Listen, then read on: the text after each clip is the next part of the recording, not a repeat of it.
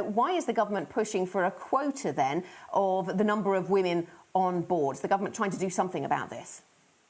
Yeah, hi Anna. As you said, Germany is really lacking compared to its peers when it comes to how many women are at the helm of their businesses. In the US and the UK, it's around about a quarter of seats on the boards of their top 30 companies that are taken up by women. But when this was last looked at in September this year by a campaign group, the women only occupied about 12.8% of these executive roles in Germany. And as well as this, there is 9 companies on the DAX index that don't have a single woman on their management boards.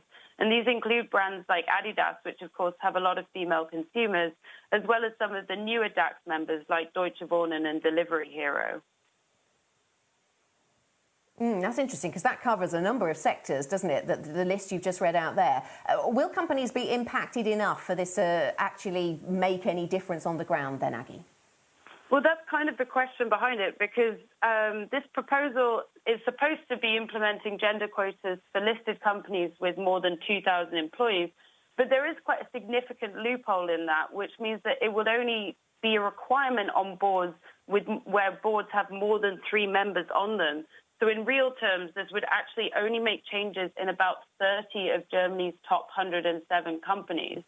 And the Green Party members have been in the Bundestag have been questioning whether this proposal goes far enough, and have advocated instead of a headcount system that they would rather some sort of percentage of about 30%. So then this would avoid some sort of token woman on boards.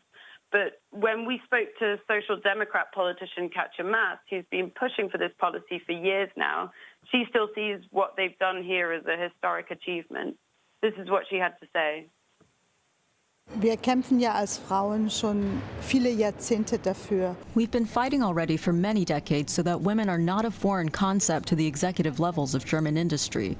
We have now secured an historic achievement because we've agreed upon a binding legal requirement for these executive boards. The decision still needs to be looked at by the German government and also needs to be voted on in the Bundestag. But it's already been hailed by German media as a necessary step forward. Anna?